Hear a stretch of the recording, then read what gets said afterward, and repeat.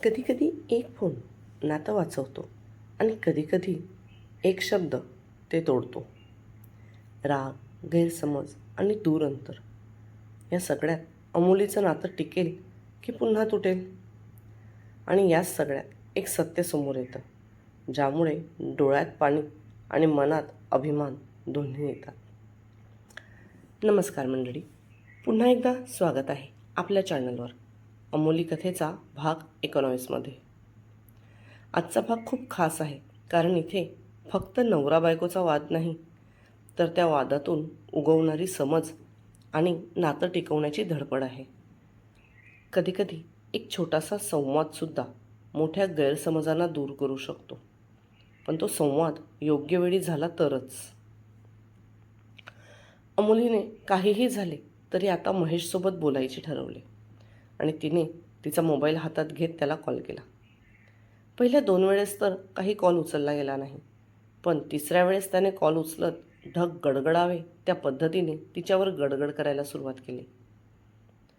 जर एखादी व्यक्ती तुझा फोन उचलत नसेल, तर तो व्यक्ती कामात आहे किंवा तुला ती किंमत नाही की तो तुझा फोन उचलेल, एवढीही समज नाही का तुला? अमोलीला त्याच्या बोलण्याचं वाईट वाटलं. ती हवं तर त्याला उत्तर देऊ शकत होती, पण तिने हा तंटा शांतीने सोडवायचं ठरवलं. सॉरी हो, पण मला आईनेच तर ते थालीपीठ करायला पाठवलं होतं. मग मी आईंना कसं नाही म्हणणार? ही सगळी तुझी नाटकं मला सांगू नको. तुला जर लग्न नव्हतं करायचं, तर तसं तू तुझ्या घरच्यांना सांगायला हवं होतंस. उगाच माझा टाईम वेस्ट झाला नसता. त्याने असं म्हटल्यावर तिने तिचे डोळे जोरात मिटत तिचा राग शांत करण्याचा प्रयत्न केला. बरं ठीक आहे, सॉरी, माझी चूक झाली. आता मी ते दुरुस्त तर नाही करू शकत. ती पुन्हा एकदा त्याची माफी मागत म्हणाली. तसा त्याचा इगो सॅटिस्फाय झाल्यावर तो थोडा शांत झाला आणि मग म्हणाला, ठीक आहे, पण इथे असा फोन करत जाऊ नकोस. आज नशिबाने फोन माझ्याजवळ होता म्हणून. जेव्हा वेळ मिळेल तेव्हा मीच समोरून फोन करेल.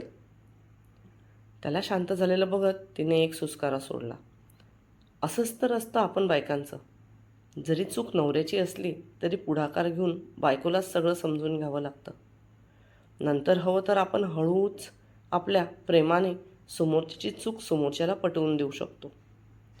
पण ज्यावेळेस वातावरण तापलेलं असेल तेव्हा शांतीची बाजू ही नेहमी बाईलाच घ्यावी लागते. मला तशी तुमच्या ड्युटीची माहिती नव्हती आणि सकाळ संध्याकाळ आत्या आणि मामांजी पण घरातच असतात. मग फोन होत नाही. तिने तिची बाजू हळूवार मांडली. बरं, आता यापुढे मी तुला दुपारी वेळ काढून फोन करत जाईल. रोज तर करणं शक्य नाही, पण जेव्हा वेळ मिळेल तेव्हा नक्की करेल. तुला माहीत आहे, मी माझी ड्युटी 3 महिन्यासाठी सियाचीनला लावून घेणार आहे. त्याने थोडं एक्सायटेड होत सांगितलं. अहो, पण ते तर खूप डेंजर आहे ना? तिने तिच्या माहितीवर त्याला प्रश्न केला. हो, तिथे फार बर्फ असतो, त्यामुळे सहसा सामान्य माणूस तिथे जात नाही. पण तो भाग भारतासाठी फार महत्त्वाचा आहे, कारण तो भाग आता पाकिस्तान आणि चीनला वेगळं ठेवत असतो. मग तुम्ही स्वतःहून तिथे ड्युटी का मागून घेतली?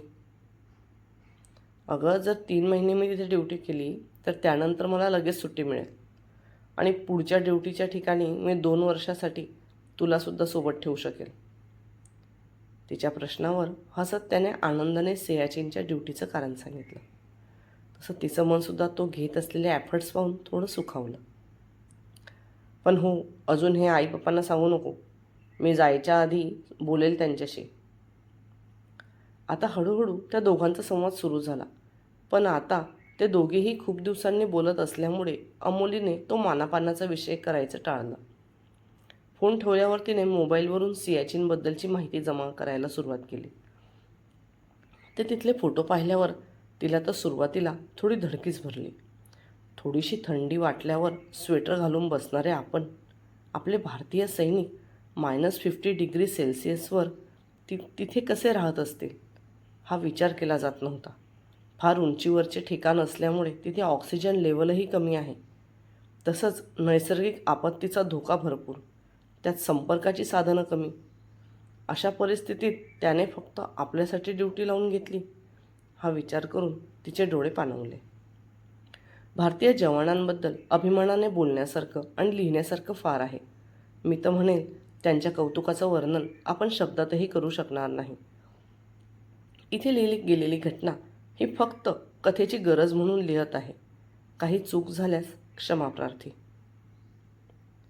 रात्री जेवणाच्या वेळेस मात्र तिने तिच्या माहेरी जाण्याचा विषय मुद्दाम स्वतःहून मांडला. अगं, आमचं कुठे काय म्हणणं आहे, ते तर महेशच नाही म्हणाला. तिच्या सासूने स्वतःच्या अंगावरचा विषय झटकत म्हटलं. ठीक आहे ना मामांजी, मग तुम्ही सांगा त्यांना. तसंही ते तुमचं सगळं ऐकतात.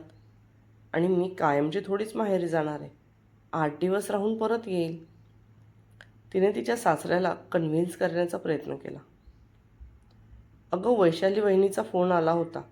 2 दिवसात ती इथे राहायला येणार आहे म्हणे. मग ती येईल तेव्हा तू जाणार, चांगलं दिसतं का? तिची सासू मध्येच खोडा घालत म्हणाली. अरे वा, मस्त, मग तर अजूनच चांगलं. म्हणजे तुम्हाला पण सोबत होईल मामींची. आणि यांना जे वाटतं की तुम्हाला एकटं सोडून कसं जावं, तर तीही चिंता राहणार नाही. तुम्ही म्हणाल तर त्यांचा फोन आल्यावर मी बोलते त्यांच्याशी तसं. आता मात्र तिची सासू तिच्या तोंडाकडे बघायला लागली. कारण गेल्या काही दिवसांपासून त्या दोघी नवरा बायकोंचं बोलणं होत नाही हे तिच्या लक्षात आलं होतं. मग आता अचानक हिच्यात एवढा कॉन्फिडन्स आला कुठून? नाही, तुला त्याच्याशी बोलायची गरज नाही. मी सांगेल त्याला काय सांगायचं ते. एवढ्या छोट्या छोट्या गोष्टींसाठी त्याला त्रास देत जाऊ नको. तो लांब राहतो. शेवटी त्याचे बाबा त्या दोघींवर चिडत म्हणाले. आणि हो, मी गिरीश रावांसोबत स्वतः या विषयावर बोलतो आणि मग तुझं जायचं काय असेल ते तुला सांगेल. तोपर्यंत मला तुर्तास तरी हा विषय परत घरात नको आहे. त्यांनी तिला सुद्धा कडक शब्दात सुनावलं. अहो, पण मी काय म्हणते, घरात पाहुणे. मी काय म्हणालो ते कळलं नाही का तुला?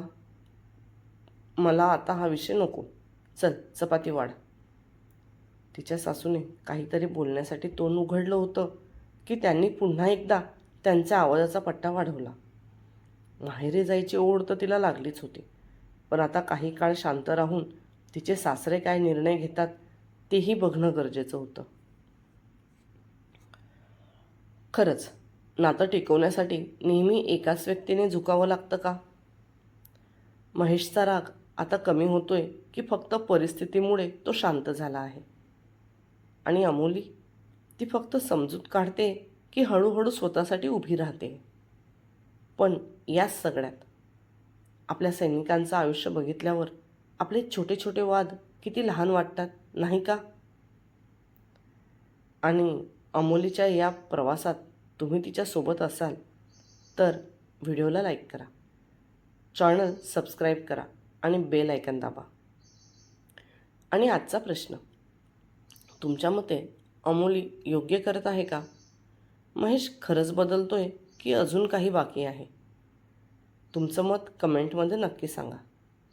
आणि हो, आपल्या भारतीय जवानांसाठी एक हार्ट नक्की टाका. धन्यवाद.